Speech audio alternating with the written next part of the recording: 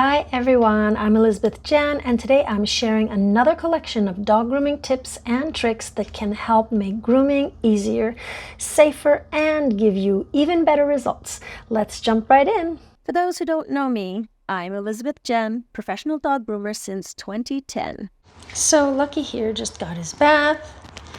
Yes, you had a nice bath, and I wanted to show you guys with Shih Tzus like this how I clean the eye area. I did not wash, I washed his face in the bath, but I did not wash this area here around the eyes. So I scrubbed and made some bubbles here and on the ears and all underneath here, all the way to around here. Rinsed him out. He got a little bit of water here. I sent a little bit of water in the areas here just so it can soften anything up in there if there's any poopers. So what I do, I clean at the table, and the reason why is because I don't want to get any soap in this area, and I don't want to have, I don't want him to I don't want the soap to cause any burns to his eyes or whatnot, or even if I would, if you're using soaps that are tearless, I still don't want soap in the eyes. I don't want water in the nose. I don't want all of that. So what I do is I clear all of this out with my comb here, my flea comb. The thing is I think he's tough for his face. Let's see. Okay, so I'm going to clear this up. First, I'm going to cut. See how I lift everything up? I'm going to go in with a little pair of scissors. We're going to clear this up.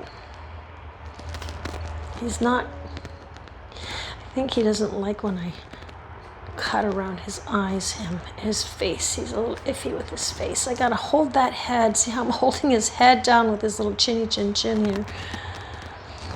You gotta try to hold that head in place because you have scissors in your hands and you need to have some sort of control over the head. I'll try this way.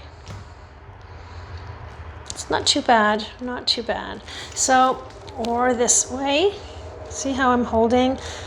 The head is in my hand, and I got two fingers here. These two fingers are behind his ears, trying to hold him this way.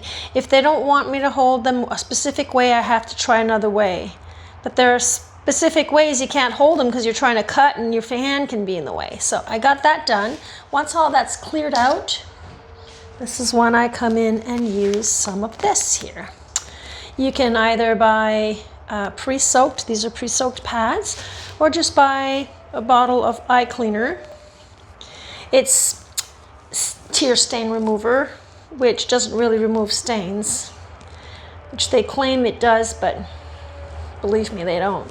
What they do, they prevent new stains if you're using it regularly. Okay, so if that's dirty, see how that's dirty? I'm going in a second time.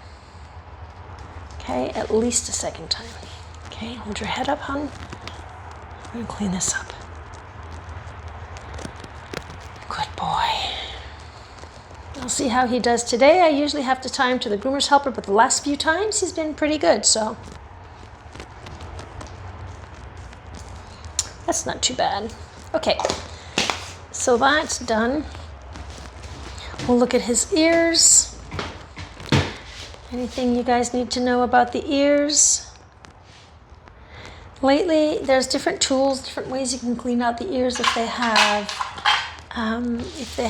hairs in the ears. I tend to use either, I don't have one on me right now, but I do use nose cleaners, nose hair trimmers. I use that, and I just kind of twirl it around that hair and I shave it out. So you can shave it out, you can cut, come in here and be really careful and just cut.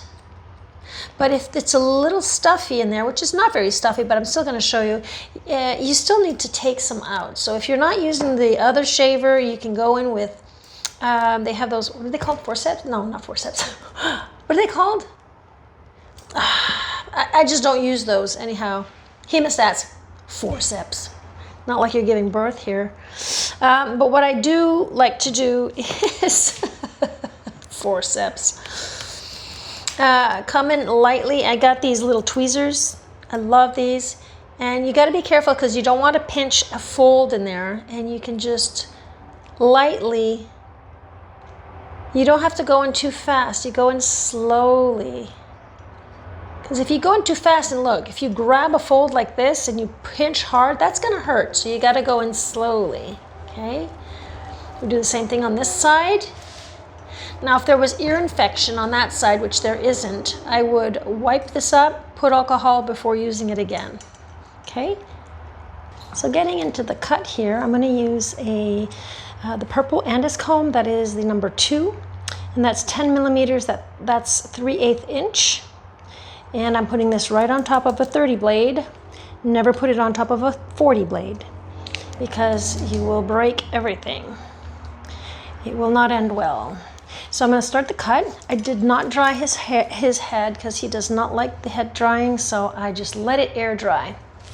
And I'm going to show you something that I like to do whenever there's more of a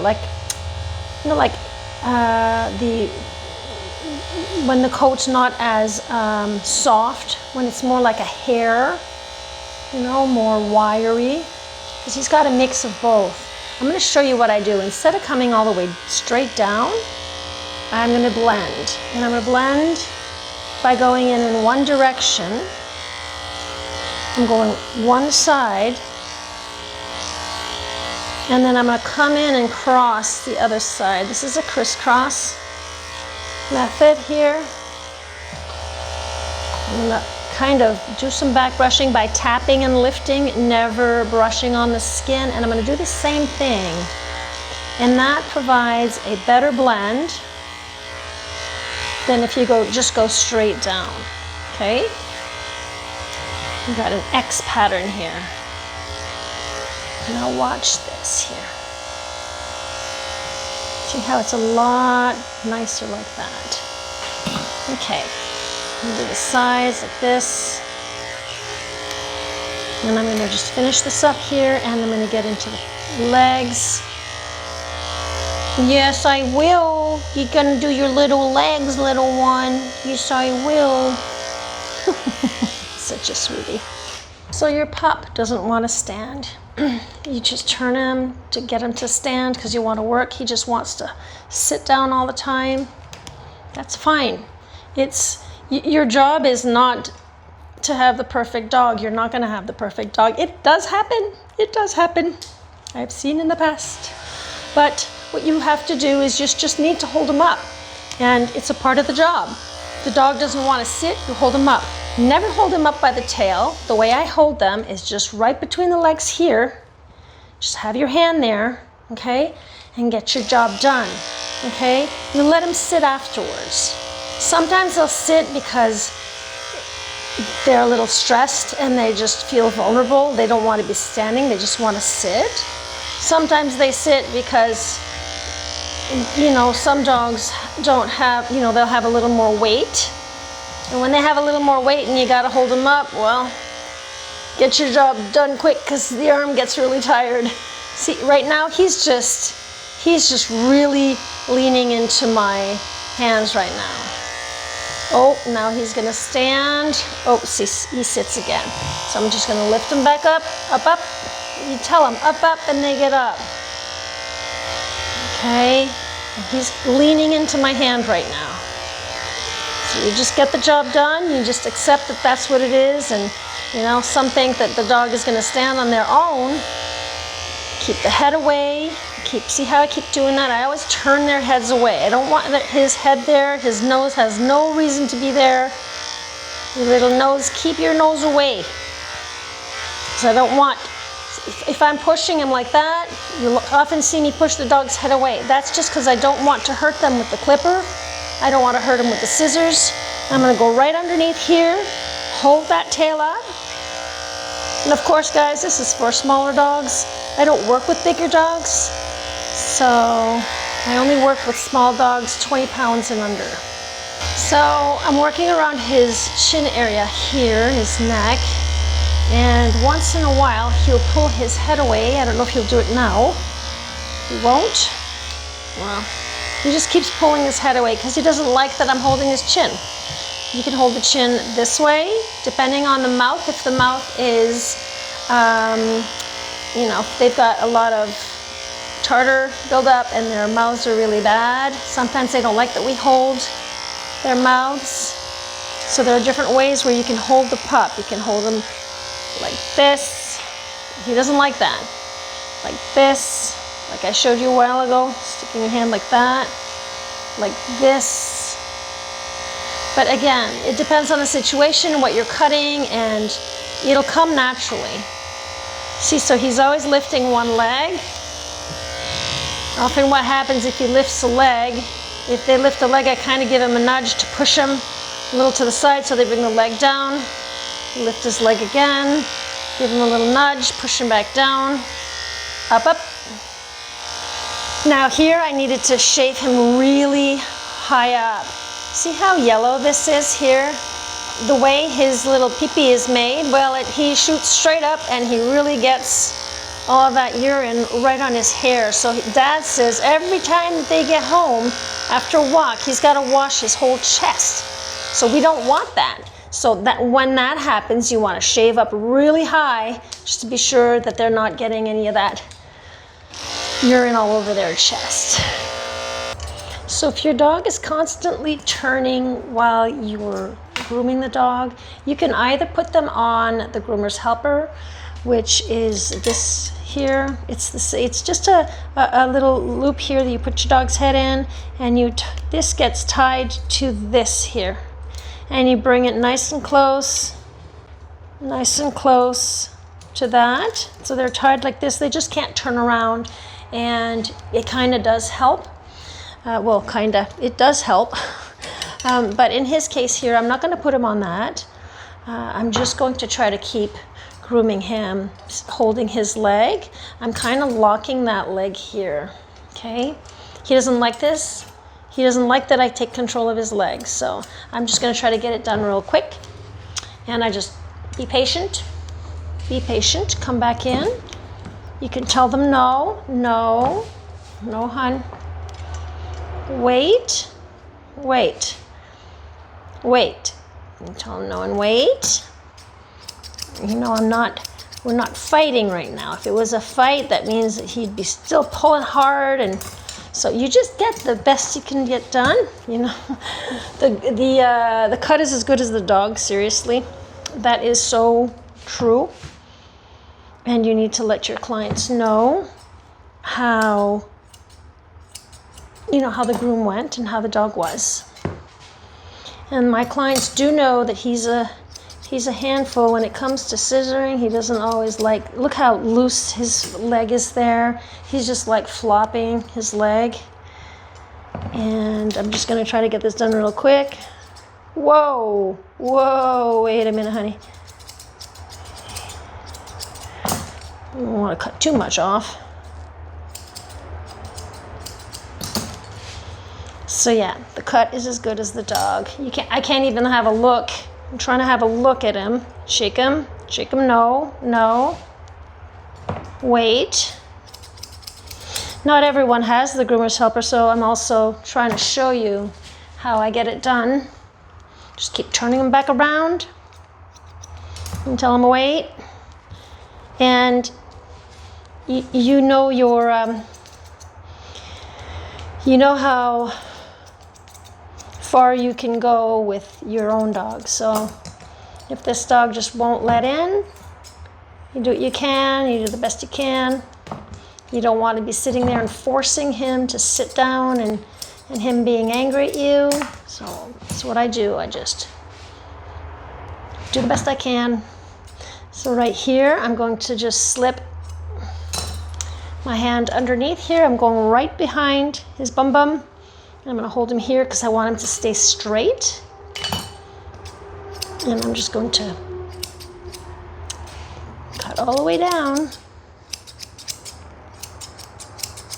So let's have a look, because I know there's more I can do. There's a little bit of hair here. You can make noises.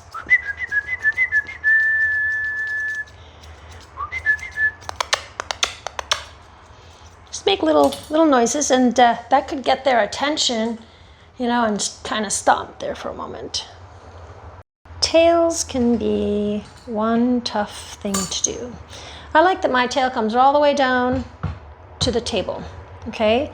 So I'm gonna lift him up because he likes to sit, and I can feel the end of his bone, and then I'll just measure approx, stand up, find the bone, and then I'll measure approx all the way down to the table, okay? And then I'll cut that off, and he's gonna wanna keep sitting and sitting and sitting. So either you do this technique where you put your arm around, and you kind of just hold that tail on the, off to the side like this, and then do your cut like that.